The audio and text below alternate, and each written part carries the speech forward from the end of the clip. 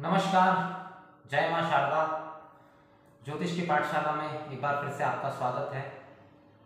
इस बार ये वीडियो मैं बहुत लंबे समय के बाद बना रहा हूँ क्योंकि बीच में कुछ व्यस्तताओं के कारण मैं वीडियो बना नहीं पाया। हालांकि उसके एवज में मैंने लिखित में राइटिंग में कुछ प्रेडिक्शंस जो थे वो आप लोगों को भेजे थे। दिवाली का पर्व जा चुका है, देव अपनी 11 का भी कार्यक्रम हो चुका है, कार्तिक पूर्णिमा आने वाली है। तो दीपोत्सव की आप सभी को हार्दिक बधाई। नव वर्ष जो कि पड़वा से दिवाली के दूसरे दिन से एक नव वर्ष माना जाता है हिंदू मैथोलॉजी में, तो ये नव वर्ष आपके लिए शुभ संदेश, उत्तम स्वास्थ्य और आर्थिक उन्नति लेकर आए। इसी प्रार्थना के साथ आज की चर्चा की शुरुआत करते हैं। आने वाले 5 दिनों के अंदर 2 बड़े ग्रह राशि परिवर्तन कर रहे हैं। सूर्य आज राशि परिवर्तन कर गए अपनी निम्नतम राशि, जिसको कि नीच राशि कहा जाता है सूर्य देवता की, तुला राशि को छोड़कर वृश्चिक में प्रवेश कर गए। वृश्चिक जहां पहले से केतु मौजूद है, वहां पर ग्रहण योग का भी निर्माण होगा। और 20 तारीख को बृहस्पति देव, गुरुदेव अपनी न्यूनतम राशि, अपनी नीच राशि मकर को छोड़कर कुंभ में, शनि की राशि मूल त्रिकोण राशि शनिदेव की, कुंभ में प्रवेश कर जाएंगे। अब आप देखिए, पिछले एक लंबे समय से 2 ग्रह नीच राशि में चल रहे थे, सूर्यदेव तुला राशि में और गुरुदेव बृहस्पति अपनी नीच राशि में। हालांकि दोनों ही जगह नीच भंग बना हुआ था, क्योंकि गुरुदेव शनि के साथ में थे मकर राशि के अंदर, तो वहां भी नीच भंग बन रहा था, और शनिदेव की दृष्टि सूर्य के ऊपर थी, तो वहां भी नीच भंग हो रहा था। लेकिन बावजूद इसके कि ये जो परिवर्तन है ये बड़ा परिवर्तन है,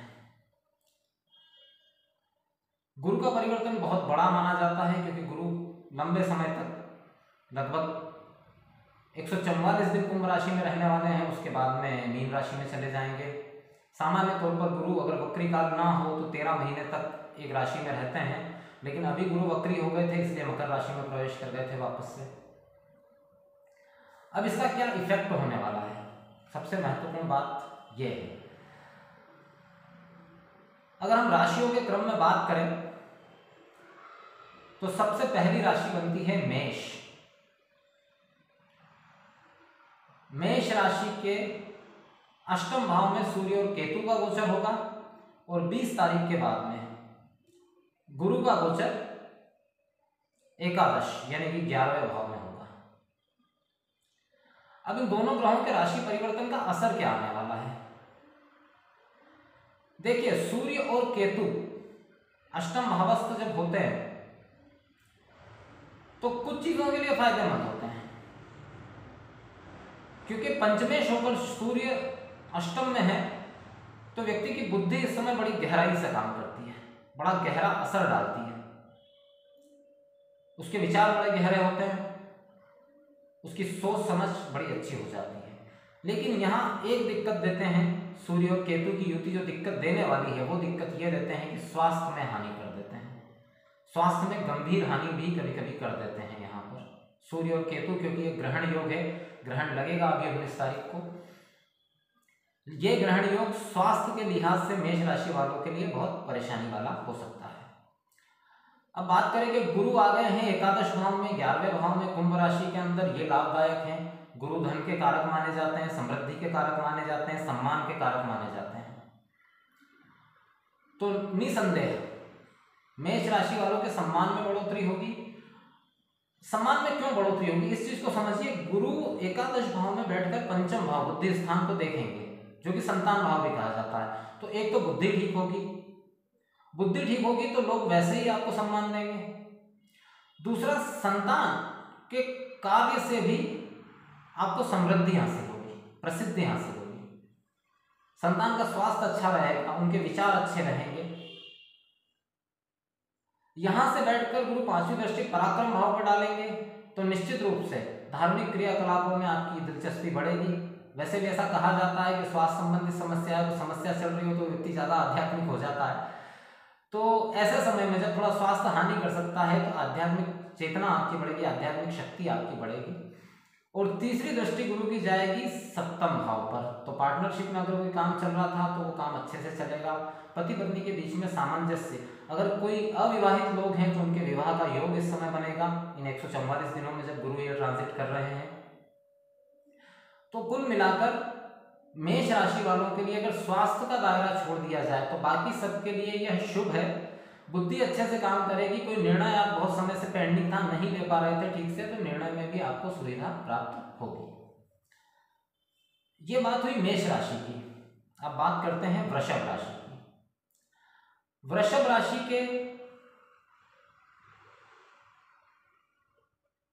भाग्य से कर्म में जा रहे हैं बृहस्पति, और मालिक कहां के हैं? लाभ के। निश्चित रूप से कर्म क्षेत्र में आपको फायदा मिलेगा। उच्च अधिकारी आपसे प्रसन्न रहेंगे। आपकी वाणी में एक मधुरता, एक विश्वास झलकेगा जिसके कारण आप हर कार्य में सफल होंगे। कार्य क्षेत्र में आपको कोई समस्या कहीं से कहीं तक नहीं आएगी। दूसरा, अब क्योंकि अष्टमेश भी हैं गुरु यहां पर, वृषभ राशि वालों के लिए अष्टमेश भी बनते हैं, तो अष्टमेश का दशम में होना कहीं न कहीं ये दिखाता है कि स्थितियां तो सब ठीक रहेगी, लेकिन आपकी खुद की सोच ऐसी रहेगी कि आपको ऐसा महसूस होगा कि कहीं कुछ नेगेटिव तो नहीं है। द्वितीय भाव पर पंचम दृष्टि गुरु की आपकी वाणी में एक आत्मविश्वास, एक सहजता, एक अच्छी स्थिति ला देंगे वाणी के अंदर। दूसरा, गुरु की सातवीं दृष्टि आपके मकान, भवन, भूमि, वाहन पर रहेगी, माता स्थान पर रहेगी। तो माता का स्वास्थ्य अगर बहुत समय से खराब चल रहा था तो उसमें सुधार होगा। मकान बनाना चाहते थे या कोई प्रॉपर्टी खरीदना चाहते थे, प्रॉपर्टी सेल करना चाहते थे, कार्य आपका हो जाएगा। वहां से 9वीं दृष्टि रहेगी शत्रु भाव के ऊपर, शत्रु, रोग और रिपु, ऋण के ऊपर। शत्रु आपके शांत रहेंगे, शत्रु आपका कुछ भी बिगाड़ नहीं पाएंगे, निश्चित जानिए। रोग से मुक्ति मिलेगी, अगर लंबे समय से आप बीमारी से परेशान थे तो उससे मुक्ति मिलेगी। ऋण अगर था, देखिए अब यहाँ पर एक चीज समझिए, क्योंकि धन स्थान पर गुरु की दृष्टि है तो ये दिखाता है कि धन में वृद्धि होगी, लाभ में वृद्धि होगी। अब जिनके ऊपर ऋण नहीं है उनके लिए तो संचयन हो जाएगा धन का, ऐसा कह सकते हैं। जिनके ऊपर ऋण है तो ऋण मुक्ति हो जाएगी। कैसे होगी? धन का लाभ बढ़ेगा तो ऋण से मुक्ति हो जाएगी। वृषभ राशि वालों के लिए सिर्फ एक चीज जो है वो थोड़ी सी विचारणीय है, वो ये है कि अगर ये नौकरी में है, सरकारी नौकरी में, तो स्थान परिवर्तन हो सकता है। और दूसरा, अगर नौकरी में नहीं है, कार्य, व्यापार या किसी भी चीज में है, स्थान परिवर्तन हो सकता है। और अगर आपके पास में कोई कार्य नहीं है अभी तो आपका कार्य शुरू हो सकता है, नया कार्य आप कर सकते हैं, नया बिजनेस, नई नौकरी, बिल्कुल आपके लिए ये योग बना हुआ है। इस समय पे परिवर्तन करना भी बहुत लाभदायक रहेगा। तो वृषभ राशि वालों के लिए भी यह गोचर ठीक है। अब बात करते हैं सूर्य और केतु सप्तम में आ रहे हैं। तब सूर्य और केतु की ये युति सप्तम में ग्रहण योग बना रही है तो थोड़ा सा दाम्पत्य सुख में कमी, वहां बिना वजह का विवाद, पति है तो पत्नी और पत्नी है तो पति का थोड़ा सा मूड उखड़ा हुआ रहना या अत्यधिक क्रोधी रहना, स्वयं को भी क्रोध आ जाना, पारिवारिक वातावरण थोड़ा सा क्लेशमय हो सकता है। यह स्थिति वृषभ राशि वालों के साथ में बन रही है।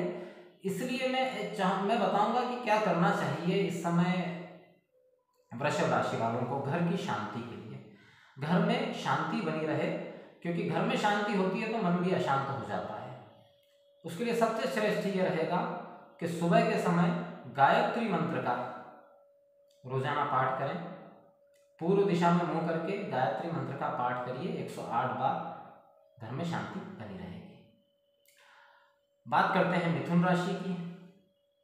मिथुन राशि के लिए सूर्य और केतु की जो ये युति है छठे भाव में बन रही है और बृहस्पति जा रहे हैं भाग्य भाव में।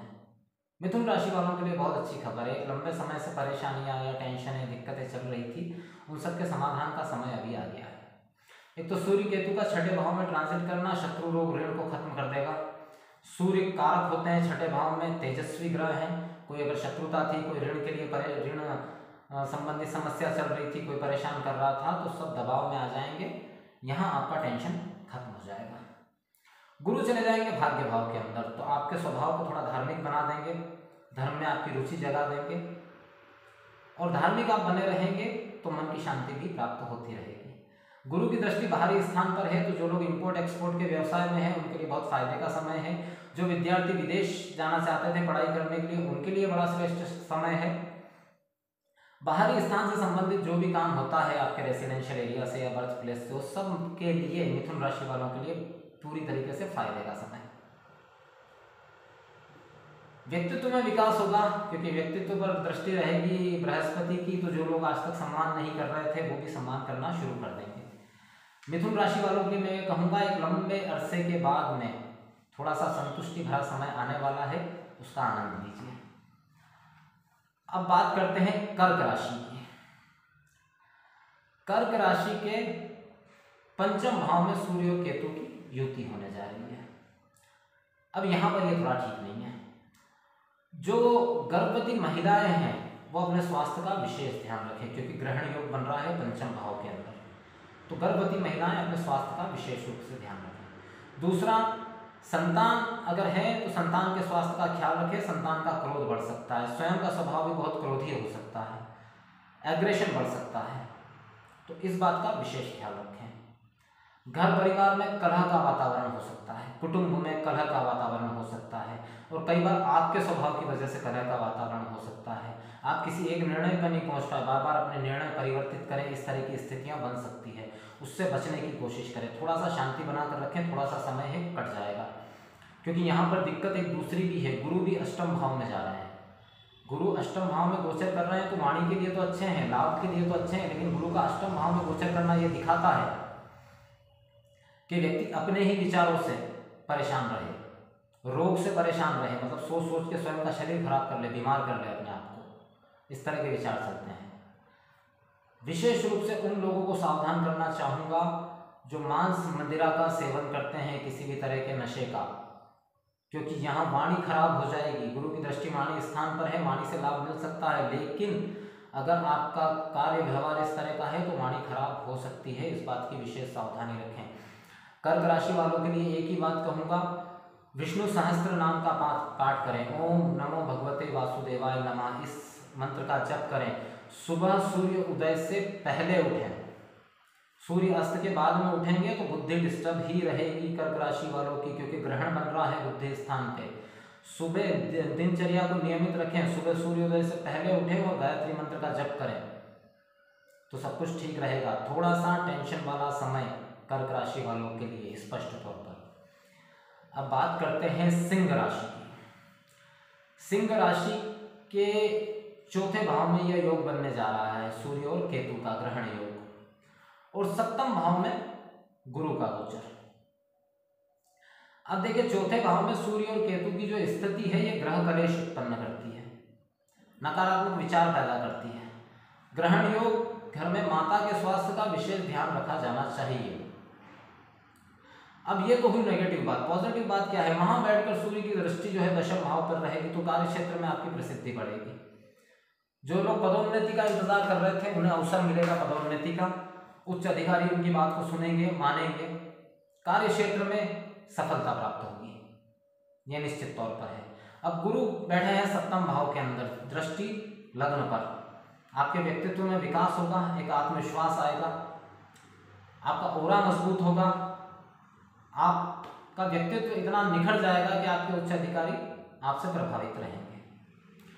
गुरु की ही दृष्टि पराक्रम भाव पर भी रहेगी तो पराक्रम में बढ़ोतरी होगी, योग बनेगा पराक्रम का, अच्छा पराक्रम करेंगे। कुल मिलाकर मैं अगर सिंह राशि वालों की बात करूं तो माता का स्वास्थ्य, वाहन चलाने में सावधानी रखें और ग्रह कलेश, अगर इन तीन चीज़ों पर आपने नियंत्रण रखा तो बाकी आपके साथ कोई समस्या नहीं है। क्या करना चाहिए इस समय पे? इस समय पे बहुत अति आवश्यक है कि गुरु के प्रभाव को बढ़ाया जाए, क्योंकि गुरु का प्रभाव बढ़ेगा तो ग्रह कलेश में भी शांति रहेगी। सूर्य के प्रभाव को अच्छा करने के लिए सबसे श्रेष्ठ तो ये रहेगा कि सुबह के समय सूर्य देवता को अर्घ्य दें। ओम गृणी सूर्याय नमः, इस मंत्र के साथ सुबह 9 बजे से पहले स्नान आदि से निवृत्त होकर सूर्य देवता को अर्घ्य जरूर दें, उससे घर में कुछ शांति का वातावरण बना हुआ रहेगा। बात करते हैं कन्या राशि की। कन्या राशि के तृतीय भाव में सूर्य और केतु की ये युति बनने जा रही है। अब देखिए यहाँ पर तृतीय भाव जो होता है पराक्रम का भाव होता है, वहां क्रूर ग्रह अच्छे फल देते हैं, लेकिन ग्रहण लग रहा है।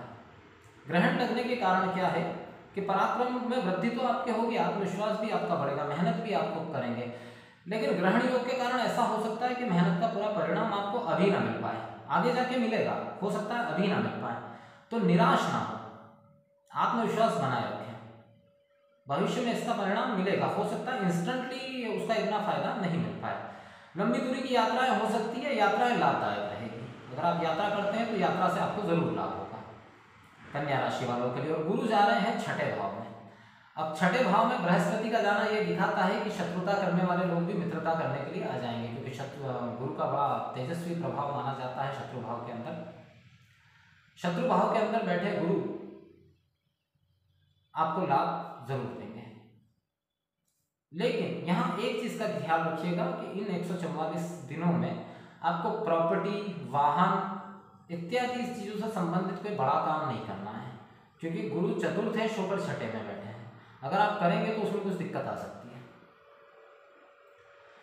कुटुंबीजनों का सहयोग मिलेगा, निश्चित तौर पर मिलेगा, कुटुंबीजनों का सहयोग मिलेगा, वाणी आपकी अच्छी रहेगी।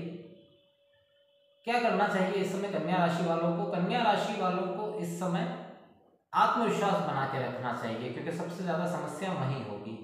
काम होते होते बिगड़ते महसूस होंगे, या होने के बाद भी जैसे लाभ नहीं मिला, ऐसी स्थितियां बन सकती हैं। आत्मविश्वास बनाकर रखें, गणेश जी की पूजा करें, सब कुछ ठीक होगा। अब बात करते हैं तुला राशि की। तुला राशि के द्वितीय भाव में यह योग बनने जा रहा है, ग्रहण योग। अब यहाँ तुला राशि वालों को थोड़ा सावधान रहने की जरूरत है। कर्क के बाद में तुला राशि एक ऐसी है। वाणी, धन और कुटुंब स्थान पर चंद्र और केतु का योग, माफ कीजिएगा, सूर्य और केतु का योग किसी भी दृष्टिकोण से बहुत अच्छा नहीं कहा जा सकता। उसका रीजन ये है कि वहां पर ग्रहण लगना मतलब संचित पूंजी व्यर्थ चले जाना, पहली बात। दूसरी बात, लाभेश होकर के सूर्य वहां बैठे हैं धन स्थान में, तो इनकम तो बंद नहीं होगी, लेकिन इनकम कहाँ जा रही है ये पता नहीं चलेगा। दूसरा, वाणी खराब हो जाना, अपने ही कुटुंब में अपनी ही वाणी से विवाद पैदा कर लेना, विघटन जैसी संभावनाएं बन जाना, कोर्ट केस या इस तरह के मामले फंस जाना, पुश्तैनी प्रॉपर्टी का अगर कोई मसला है तो उसमें हालांकि आप जीत कर निकलेंगे, लेकिन फिलहाल तो आप परेशान हो ही जाएंगे इससे। तो इस चीज का ध्यान रखिए। बृहस्पति कहाँ जा रहे हैं? पंचम भाव में। पंचम भाव में बृहस्पति कारक हैं, ये अच्छा है। यहाँ से लाभ पर दृष्टि करेंगे, लाभ की मात्रा बढ़ाए रखेंगे। जितना एक्सपेंस होगा उस अनुपात में लाभ भी होता रहेगा, तो बहुत ज्यादा आर्थिक समस्या नहीं आएगी। दूसरा, एक दृष्टि जाएगी लग्न पर। लग्न पर गुरु की दृष्टि तुला राशि में जाना ठीक है। आपका प्रभुत्व बढ़ेगा, आपके ज्ञान की प्रशंसा होगी, लेकिन यहां मैं आगाह कर देना चाहता हूं, ये जो 30 दिन का समय है, क्योंकि गुरु तो ज्यादा रहने वाले 144 दिन, लेकिन सूर्य 30-35 दिन ही रहेंगे। इस दौरान पारिवारिक कलह इस स्तर का ना हो जाए कि विघटन की स्थितियां आ जाए। तुला राशि वालों को पारिवारिक मामले में थोड़ा सा सावधान रहने की जरूरत है। क्या करना चाहिए इस समय पे तुला राशि वालों को? रोजाना सुबह एक माला ओम नमो भगवते वासुदेवाय नमः, ओम नमो भगवते वासुदेवाय नमः, इस मंत्र की एक माला 108 बार इसका जप जरूर करिए। बात करते हैं वृश्चिक राशि की। वृश्चिक राशि के लग्न पर ही ये योग बनने जा रहा है। अब लग्न मतलब राशि के ऊपर ही योग बन रहा है, तो पूरा व्यक्तित्व प्रभावित होगा इस ग्रहण योग से। सबसे पहली चीज मैं वृश्चिक राशि वालों से कहूंगा, क्रोध पर नियंत्रण रखें, अति आवश्यक है। आपका क्रोध आपके कार्य व्यापार में नुकसान कर देगा। जो लोग राजनीतिक क्षेत्र से जुड़े हुए हैं उनको बदनामी हिस्से में आ सकती है इस योग की वजह से। कहीं भाषण में या कहीं मीटिंग में कहीं कुछ ऐसा बोल जाए जिसकी वजह से, क्रोधवश कुछ ऐसा बोल जाए जिसकी वजह से बड़ा नुकसान हो जाए आने वाले समय के लिए। तो क्रोध पर नियंत्रण रखिए, अति आत्मविश्वास से बचिए, क्योंकि यहाँ पर सूर्य और केतु की युति व्यक्ति में गलतफहमी भी पैदा कर देती है, उससे बचने का प्रयास कीजिए। बृहस्पति जा रहे हैं चौथे भाव में। वहां उस जगह के कारक होते हैं बृहस्पति, तो सुख सुविधाओं में, आराम में कोई कमी नहीं करेंगे, माता के स्वास्थ्य में भी सुधार करेंगे। वहां से दृष्टि दशम पर रहेगी, तो कहीं ना कहीं गुरु बचाव करने का कोशिश करेंगे, लेकिन क्योंकि ग्रहण योग बन रहा है पूरा का पूरा, वो भी लग्न पर ही, राशि के ऊपर ही, तो क्रोध पर नियंत्रण रखें, अति अति आवश्यक है आपके लिए। वृश्चिक राशि वालों को बोलते समय, सोचते समय क्रोध में कोई भी बात नहीं कहनी है। अति आत्मविश्वास में कोई भी वादा या कोई भी ऐसी बात नहीं करनी है जिसे बाद में आप पूरा ना कर सकें। आपकी छवि को धूमिल कर सकता है, दागदार बना सकता है ये समय। क्या करना चाहिए? सबसे श्रेष्ठ रहेगा, क्योंकि यहाँ सूर्य बहुत महत्वपूर्ण हो जाते हैं, क्योंकि कर्म भाव के स्वामी बन जाते हैं सूर्य। सुबह के समय सूर्य देवता को अर्घ्य दीजिए। कैसे देना है अर्घ्य? तो गायत्री मंत्र के साथ में देना है, लेकिन कितने बजे देना है ये ज़्यादा महत्वपूर्ण है।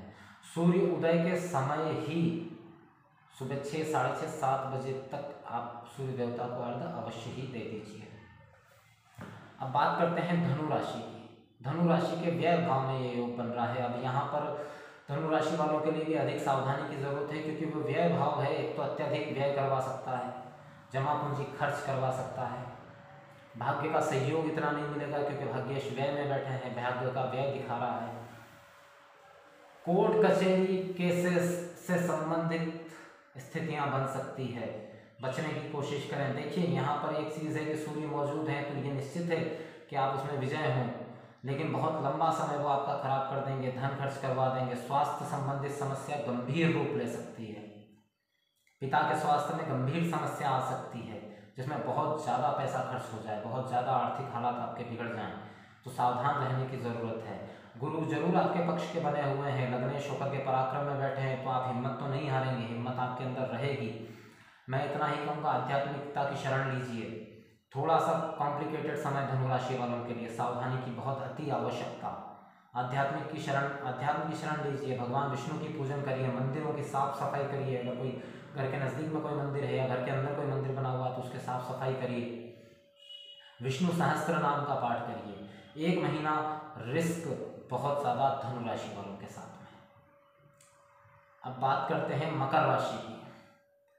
मकर राशि के लाभ भाव में सूर्य केतु का ये योग बनने जा रहा है। अब जैसा कि एक सर्वविदित है, लाभ भाव के अंदर मकर राशि, लाभ भाव के अंदर सूर्य और केतु बहुत अच्छा फल देते हैं, तो निश्चित तौर पर आपके लाभ की मात्रा बढ़ेगी। धन, जो भी कार्य आप करते हैं, कार्य व्यापार करते हैं, अगर आप ट्रेडिंग के काम में, इंपोर्ट एक्सपोर्ट के काम में है, तो बहुत ज़्यादा फायदेमंद समय है। धन की आवक बढ़ेगी, हालांकि खर्चे भी बने रहेंगे, लेकिन धन की आवक फिर भी निरंतरता बनी रहेगी और अच्छी खासी कोई बड़ी उपलब्धि, कोई बड़ा लाभ आपको इस दौरान हो सकता है। तो हर काम को पूरी सावधानी से और पूरी सजगता से करिए, पूरी ईमानदारी से करिए। लाभ मिलने के बहुत प्रबल आसार यहाँ पर दिखाई दे रहे हैं। द्वितीय भाव में गुरु का गोचर। द्वितीय भाव में गुरु कारक माने जाते हैं, धन के कारक। तो पुष्टनी संपदा का अगर कोई विवाद चल रहा था तो उस विवाद के हल होने की संभावना है। आपकी वाणी में एक प्रखरता आ जाएगी, लेकिन यहाँ पर एक ही दिक्कत होती है कि जब गुरु द्वितीय भाव में गोचर करते हैं तो व्यक्ति को ज़्यादा स्पष्टवादी और सत्यवादी बना देते हैं, और ज़्यादा सत्य बोलना कभी कभी फायदेमंद नहीं होता। ये भी एक सच्चाई है, ये भी एक सत्य है। लोग आपके विरोधी हो जाते हैं। सीधा सीधा सत्य हजम करना बड़ा मुश्किल होता है, क्योंकि सत्य हमेशा मीठा हो, सुंदर हो, भला लगे ऐसा आवश्यक नहीं है। तो यहाँ व्यक्ति को सत्य बोलने की आदत हो जाती है। सत्य बोलिए, लेकिन अच्छे लहजे में बोलिए, ताकि किसी को बुरा न लगे, वरना लोग थोड़े आपके विरोधी हो सकते हैं। तो मकर राशि वालों के लिए कुल मिलाकर अच्छा समय। बात करते हैं कुंभ राशि की। कुंभ राशि के राशि के ऊपर ही गुरु का प्रभाव साढ़े साथी चल रही है। अब यहाँ पर साढ़े साथी में थोड़ी राहत मिलने वाली है, क्योंकि गुरु लग्न राशि के ऊपर ही, अपनी राशि के ऊपर ही आ जाएंगे, तो कुछ राहत देंगे साढ़े साथी से। जो तनाव, टेंशन, परेशानियां चल रही थी उसमें कुछ तो आराम जरूर देंगे। पंचम भाव पर दृष्टि रहेगी तो संतान से लाभ, भाग्य में दृष्टि रहेगी तो भाई भाग्य का सहयोग बना रहेगा। सूर्य और केतु अगर किसी के लिए सबसे ज़्यादा लाभदायक सिद्ध होने जा रहे हैं तो वो कुंभ राशि वालों के लिए है, ग्रहण योग होने के बावजूद भी। दशम भाव पर सूर्य और केतु की युति आपको कोई बड़ी उपलब्धि, प्रशासन से कोई बड़ा लाभ या किसी बड़े पद की प्राप्ति का योग दिखा रहा है, जिसके लिए आप प्रयास कर रहे थे। प्रयास जारी रखिए, बल्कि मैं कहूँगा आप दुगनी ताकत से प्रयास करिए 20 नवंबर के बाद में। अच्छा है, लोग आपकी बात सुनेंगे, आपके व्यक्तित्व में विकास होगा, आपके ओरा में वृद्धि होगी। बस यहाँ एक बात का ध्यान रखिएगा, क्योंकि गुरु राशि के ऊपर से ही निकल रहे हैं, तो मद्यपान, मांसाहार, इन सबसे थोड़ा सा दूरी बनाकर रखिएगा।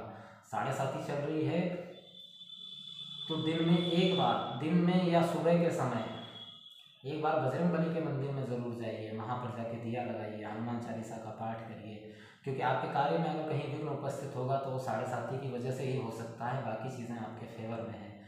तो बजरंगबली की आराधना करिए, शनिदेव की 7.5 से राहत में रहेंगे। बात करें मीन राशि की, कालचक्र की अंतिम राशि। अब मीन राशि के लिए भाग्य भाव में ग्रहण योग बनने जा रहा है सूर्य और केतु का। हालांकि सूर्य वहाँ पर बहुत अच्छे माने जाते हैं, बड़ा लाभ देते हैं, लेकिन केतु भी साथ में है। निश्चित तौर पर भाग्य में बढ़ोतरी होगी, आपका कार्य क्षेत्र बढ़ेगा, लोगों के साथ जान पहचान बढ़ेगी, इसमें कहीं कोई संशय नहीं। शत्रु आपसे दबे हुए रहेंगे, आपके सामने खड़े होने की हिम्मत नहीं कर पाएंगे, शत्रु कमज़ोर पड़ेंगे। लेकिन यहीं पर एक दिक्कत हो जाती है कि ये ग्रहण योग अति आत्मविश्वास का शिकार कर देता है, उससे ज़रा सा बचने की कोशिश करिएगा। दूसरी बात करें गुरु की, तो गुरु का बार गोचर, बीच में वक्री काल आ गया था तो कुछ समय के लिए चीज़ें टल गई। अब ये जो गुरु का वापस से गोचर है, ये बाहरी स्थानों से, दूर स्थानों से वापस से लाभ के प्रबल योग बना रहा है 144 दिनों में। जिस जगह आप रहते हैं वहाँ से शायद आप इतना लाभ ना प्राप्त कर पाएँ, लेकिन जिनका कार्य क्षेत्र ऐसा है कि उनके संपर्क बाहर तक हैं, विदेशों तक हैं या स्टेट से बाहर तक है, वहाँ से आपको बड़े लाभ की उम्मीद हो सकती है। वहाँ आपका सम्मान भी बढ़ेगा और लाभ भी प्राप्त होगा। यात्राएं इस दौरान होगी, धार्मिक यात्राएं होगी, खर्च आपके होंगे, लेकिन खर्च ऐसे नहीं होंगे कि व्यर्थ व्यय कह सकें उनको। धार्मिक कार्यों पर खर्च होंगे, काम के लिए खर्च होंगे। क्या करना चाहिए मीन राशि वालों को? अब क्योंकि मीन राशि के तो स्वामी ही गुरु हैं, 12वें आए हैं तो स्वास्थ्य में दिक्कत दे सकते हैं, तो मांस मदिरा से दूर रहें, व्यभिचार से दूर रहें। और क्या करें? भगवान विष्णु की आराधना करें। ओम नमो भगवते वासुदेवाय नमः का मंत्र निरंतर दिन में जब भी समय मिले इसका निरंतर जप करते रहें, सब ठीक रहेगा। तो ये था 12 राशियों पर सूर्य और बृहस्पति के राशि परिवर्तन का प्रभाव। अब एक बात मैं यहाँ कहना चाहता हूँ कि देखिए, व्यक्ति की जन्म समय से 2 राशियां होती हैं, एक होती है उसकी लग्न राशि और एक वो जिसमें चंद्रमा मौजूद है। नाम जो रखे जाते हैं किसी भी बच्चे के जन्म के समय पे, जो पहला अक्षर देखा जाता है वो चंद्र राशि से देखा जाता है, फिर जीवन पर्यंत वो उसकी राशि रहती है जो नाम अक्षर आपने रखा, चंद्र राशि। इसके अलावा एक होती है लग्न राशि। गोचर जितना भी होता है, कुंडली अलग चीज है, कुंडली देखना एक अलग, गोचर जितना भी होता है उनमें इन दोनों चीजों का प्रभाव कहीं ना कहीं मौजूद रहता है, लग्न राशि का भी और चंद्र राशि का भी। अब जो लोग जानते हैं लग्न और चंद्र राशि, उनके लिए मैं ये चीज बता रहा हूं कि जैसे मैंने अभी जो फलादेश बताया, जिनके लिए अच्छा बताया, वो एक बार देख ले कि उनका लग्न क्या है और उसके हिसाब से भी उस प्रेडिक्शन को एक बार चेक करें। अगर दोनों में अच्छा लग रहा है कि मान लीजिए किसी व्यक्ति का लग्न वृश्चिक है, राशि मीन है, और मैं दोनों के लिए अच्छा बता रहा हूं, तब तो फुल पॉजिटिव है। दोनों में से एक स्थिति के लिए नेगेटिव बता रहा हूं और एक स्थिति के लिए पॉजिटिव बता रहा हूं, तो वो फल फिर मध्यम है। और अगर दोनों के लिए नेगेटिव बता रहा हूं, संयोगवश किसी के ऐसी स्थिति है कि दोनों में ही नेगेटिव है, मान लीजिए कि किसी व्यक्ति का लग्न भी वृश्चिक है और राशि भी वृश्चिक है,